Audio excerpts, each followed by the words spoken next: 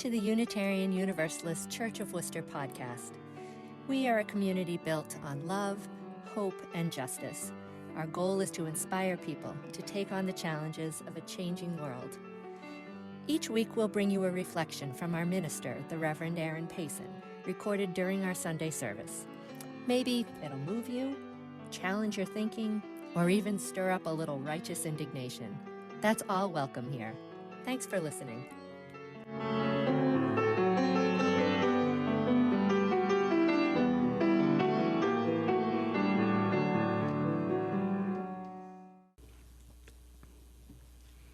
It was in 44 BC. You remember then.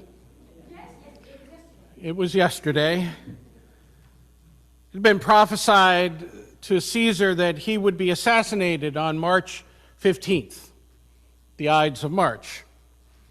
On his way to a theater in Pompeii, where he would be assassinated, Caesar passed by a seer and joked, "Well, the Ides of March have come," implying that the prophecy had not been fulfilled.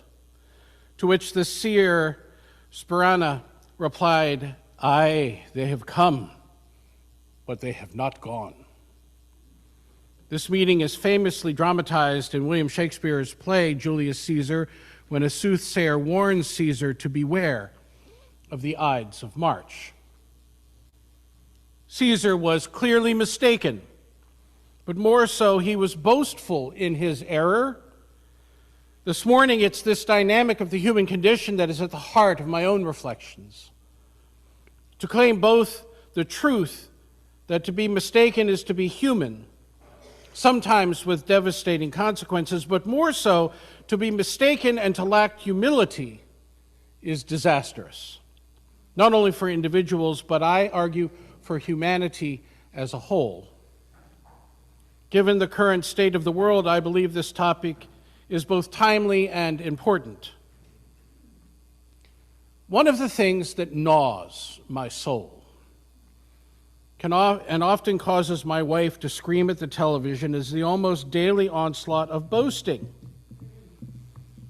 by our own President of the U.S. and senior staff, almost always about things that those who are informed know are at best inaccurate and at worst outright lies, either of omission or commission. Whether it's about winning the 2020 election or inheriting a stagnant economy or fast rising incomes or no regime change wars or securing $18 trillion in investment or that Tylenol causes autism or you name it. In fact, during his first term, the Washington Post recorded 30,573 false and misleading claims, an average of 21 a day. And when pressed about his previous boasts after they had been clearly debunked, instead of responding with humility and or introspection, what we often witness is a doubling down, insisting that the president was either misquoted or that what was being reported was taken out of context. It's enough to make one believe that 6 years ago we entered an alternate universe where truth and falsehood are mirror images of each other and in separate realities. But the point here, though, is not so much about the reality of our president lying or at best being woefully mistaken. It is that it is a human tendency. And even those that we admire in politics have lied. And as such, can either be a means to stagnate both cognitively or emotionally, or this tendency can be a means to grow and mature. And the difference between these two options is the presence both of humility and the spiritual discipline of not comparing ourselves to each other. Boasting, if you will. And on this day, which is, interestingly enough, national whatever you believe or think is mistaken, right? Day, which has no particular origin, interestingly enough. I suspect that it was someone out in cyberspace during COVID that thought this would be a good idea. and put it out there, and it has taken hold in some quarters. And it is an opportunity, I think, for people who take this day seriously to contemplate the idea of humility as a human asset, as a human virtue. In their book, The Spirituality of Imperfection, authors Ernst Kuntz and Catherine Ketchum write, as a spiritual experience, humility contains its own unique paradox. Those possessed by it do not realize that they do participate in it, and those who think they possess it most often have no idea what it is. As the Sufi saying suggests, a saint is a saint unless they know that they are one. They tell the story of a rabbi in a frenzy of religious passion rushed in before the ark and fell to his knees and started beating his breast, crying, "I am nobody, I am nobody, I am nobody." The cantor of the synagogue, impressed by this example of spiritual humility, joined the rabbi on his knees, saying, "I am nobody, I am nobody." And the shamus, the custodian, watching from the corner, couldn't restrain himself either. He joined the other two on their knees, calling out, "I am nobody, I am nobody." At which point the rabbi, nudging the cantor with his elbow, pointed to the custodian and says, "Look who thinks he's nobody." Humility, write the authors, is above all honesty. True humility neither exaggerates nor minimizes, but accepts. As Dag Hammarskjöld put it in Markings, humility is just as much the opposite of self-abasement as it is of self-exaltation. To be humble is not to make comparisons. Secure in this reality, they write, the self is neither better nor worse, bigger nor smaller than anything else in the universe. It is nothing, yet at the same time with everything. To be humble is to not make comparisons. The story is told of another rabbi, Akiba Egar, who once sent a note to his shoemaker asking him to return the boots he had been given for repair, and he addressed the shoemaker as follows: "To the most holy, reverend, great scholar." The shoemaker, thinking the rabbi was mocking him, was offended and hurried to him to complain. The rabbi's reply was of utmost simplicity. "How can you think I meant to mock you? Letters to me are addressed that way all the time." To be humble is not to make comparisons. Then there's the story of a Greek fisherman who once netted a magnificent golden tripod from the deep. Its ownership became a matter of intense international concern. The quarrel was referred to Delphi. "Whoever is first in all wisdom," hissed Pythia, "to him the tripod belongs."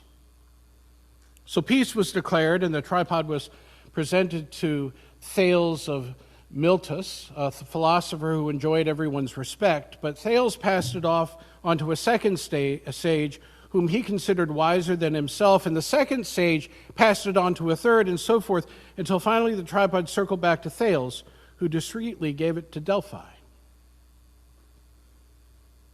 To be humble is not to make comparisons. The authors turn to the me first and number one tendency of today in modern narcissism's extolling of these, me first and number one. They write, humility does not necessarily suggest an attitude of me last, although the world, it would provide a more appropriate starting point for spirituality, they suggest. What humility does counsel is that such comparisons are dangerous and foolish. They note the problem with both first and last as goals is that both are extremes. A co-founder Bill W. advised literally thousands of alcoholics. Our problem is that we try, even demand, to be all or nothing. Human being in the middle, is to be neither all or nothing.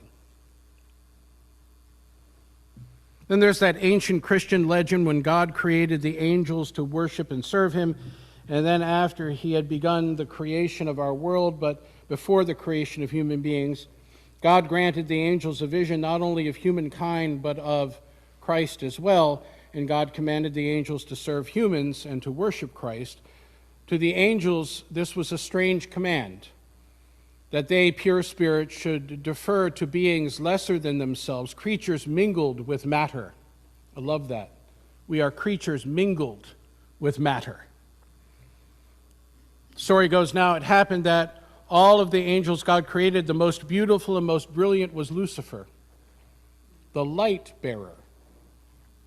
This greatest of angels, immersed in his own brilliance and enamored of his own beauty, refused God's commandment, declaring, "I will never serve." And so Lucifer and the angels who followed him were cast out from heaven, becoming the bad angels termed devils. It was pride that changed the angels. It is humility that make human beings angels, observed St. Augustine in commenting on this popular early Christian story. The ancient mythic story of Lucifer's rebellion reminds that the tradition of spiritual wisdom sees in me first the original of all sin, the root of all devastation and deviation and distortion of our true being. All of this idea of true sin came to mind this week as I met with colleagues and planned the service that I will do at 1 p.m. this afternoon for Worcester's Outdoor Church. That includes a well-known passage from the Gospel of John in the 9th chapter, where it is said that as Jesus walked along, he saw a man blind from birth. And his disciples asked him, "Rabbi, who sinned, this man or his parents, that he was born blind?" Jesus answered, "Neither this man nor his parents sinned. He was born blind so that God's works might be revealed in him. We must work the works of him who sent me while it is day. Night is coming when no one can work. As long as I am in the world, I am the light of the world." And when he had said this, he spat on the ground, and he made mud with the saliva and spread the mud on the man's eyes, saying, "Go wash in the pool of Siloam," which means sent. Then he washed, and he came back and was able to see. Now, I don't know about you, but I have a number of issues with this passage. The first one is with the disciples, right, who want to know who's to blame for this person being blind. And this is a theology that needs to be corrected in every sense of the word, in every place that it occurs. The idea that disability or difference, right, or illness or whatever is the cause of human sin. I can tell you, as one who has served as a chaplain, my worst nemesis in hospitals were not people other than my colleagues, who often would walk into the ICU unit with someone who was terribly ill and stand at the bedside and say, "You're here, because you're sin."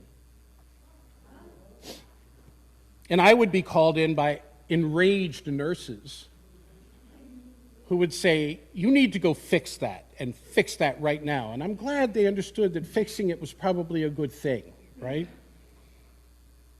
But that's the kind of judgment that we continue to hear, and I hear it echoed in so many corners. Not necessarily in religious language, there's political language that does the same thing, right? And so we hear this, but what I love about this chapter is that Jesus doesn't take the bait, right? He dismantles the idea that suffering is punishment or that disability is somehow a moral failure, right? And here's the real theological crux of this. The divine does not send suffering to teach lessons. I remember this wonderful passage from Harold Kushner's old book, When Bad Things Happen to Good People. Any of you know that book, right? And there is this wonderful tale in that book where Rabbi Kushner's on the radio and a caller says to Rabbi Kushner, why can't you accept the fact that God took your son in order for you to write this remarkable book? Right? And Kushner says, my God is not a murderer. My God does not cause suffering in order to accomplish something else. Suffering does not have that meaning. Right? Suffering in and of itself does not have meaning, but as meaning-making people, we can often come to the reality of our suffering and out of that experience derive meaning that can carry us forward. But that does not mean that the origin of suffering was the capacity we have to find meaning and the purpose of suffering having anything other than the fact that we are biologically based human beings and that we suffer trauma because of that nature. Disability is not a defect to be explained away by something else, right? And that the real problem that I think that the prophet points to in this chapter is the community's assumptions, not the person's blindness.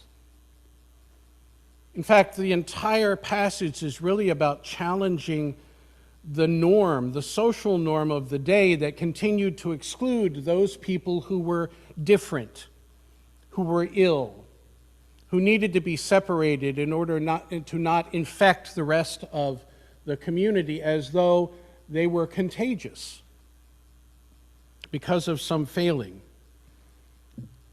And then what I love about this is that Jesus reaches down, spits on the ground, makes a mud pack, puts it on the eyes, right? There are all kinds of conversations that have occurred over the years about, well, his spit must have had something in it that took away whatever was causing the blindness, right? I mean, it must have done something physical. There's a scientific explanation for this, which betrays the idea that this is probably a parable about Jesus, to use John Dominic Crossan's terminology, and that what we're really talking about is Jesus pointing to the fact that we are stardust and dirt. It also harkens back to some of the apocryphal stories, Christian apocryphal stories of Jesus' infancy, where Jesus is described as going out and sitting beside a stream or a river and doing the same thing, spitting on the ground and making clay models of birds and animals and then bringing them to life and then flying away. Right? This idea of grounding us in this reality, right?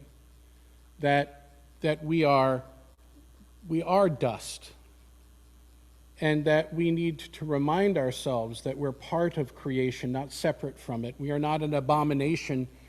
We are a co-creative entity. And Jesus is demonstrating that by the way that he cares for this man. So Jesus' act is political as well as theological. He challenge us in this moment by systems who define who is in and who is out. The light that he talks about, I am the light of the world, right? I think that also gets misquoted all the time. It's not that he as an individual is the light of the world. It is he in what he is enacting in this moment is demonstrating light in the world, right? Jesus is light because he is compassion. And he's not pointing to the specificity of his own soul and saying, I am the only light in the world. You know? He's saying light is possible when you engage in acts of compassion and humility. Light here is not a doctrine associated with a prophet. It is an embodied truth. To walk in the light is to see others without stigma, to refuse the narratives of blame, and to participate in healing work. So it's no wonder, given this context of dust and mud and saliva, that the words human and humor and humility all have the same root, right? The ancient Indo-European home, best translated into English as humus, right? The authors of The Spirituality of Imperfection tell the story of a classroom incident that occurred at Rutgers University, the summer school for alcoholic studies several years ago, where an instructor wrote the words human, humor, and humility on the blackboard and then turned to the class, a motley mixture of degreed professionals and would-be alcoholism counselors, and who were mainly recovering individuals from all imaginable walks of life, and then challenged them. You all know what humus is, don't you? In the back of the room, they note, draped over various parts of 3 chairs, a sprawling, wrangly man about 6.5 feet tall, weighing about 250 very solid pounds. An observer might have suggested that the student hailed from the great state of Texas, dressed as he was in cowboy boots and a 10-gallon hat, and wearing a name tag cut into the shape of a large star that read Tex. In a deep drawl, Tex rumbled his answer, "Yeah, Doc, worm shit." Tex had a point. The dictionary describes humus as brown or black substance resulting from a partial decay of plant and animal matter. Although the role of worms and their excrement in facilitating the activities of soil microorganisms is a disputed point in agricultural sciences, Tex's spontaneous outburst helped his classmates and their teacher grasp the connections between the idea of Becker, who said, "A God who craps is what defines human beings," right? And another, Anderson's, "Human beings are a very special worm." Humor, humility, humanity, we cannot work on one without working on the others, write the authors. We cannot have one without having others, right? To attend to any of these 3 begins the process of bringing us, they note, home. Home to ourselves, to our mixed upness, and to our human being. You know what home is, don't you? Home is that place, they write, where you can be yourself and accept yourself as both good and bad, beast and angel, saint and sinner.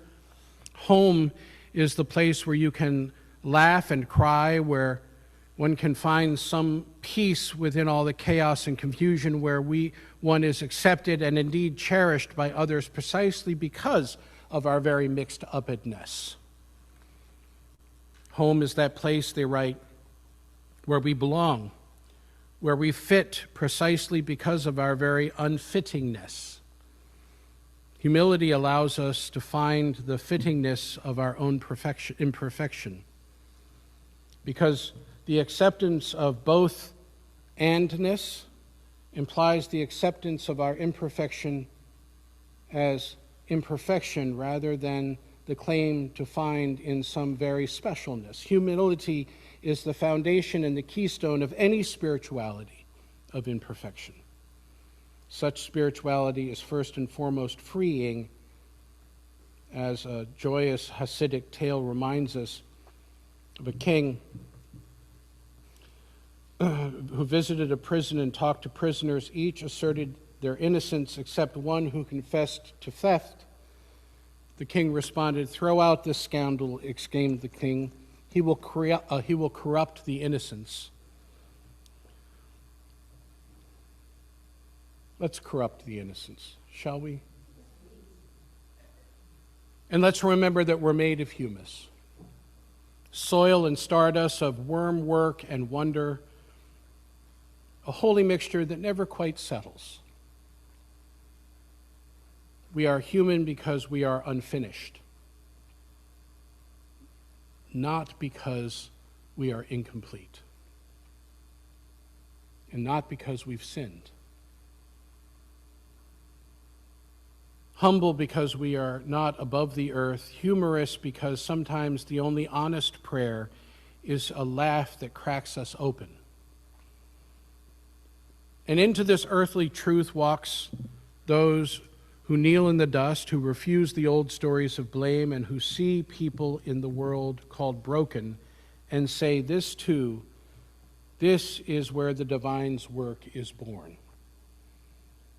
Light does not shame the soil, it warms it. Light does not expose us to condemnation, it reveals the seeds already stirring. Light does not demand perfection, it invites awakening. So, beloved, can we go forth as a people of humus and light today? Glad to be made of what returns to the earth, glad to be held by a love that sees through our mud and our brilliance and calls all of it worthy. May we walk with courage to see and to be seen, to heal and to be healed, to laugh at our mixed-upness and to rise again and again and again into the light that restores us to one another. Amen, and blessed be.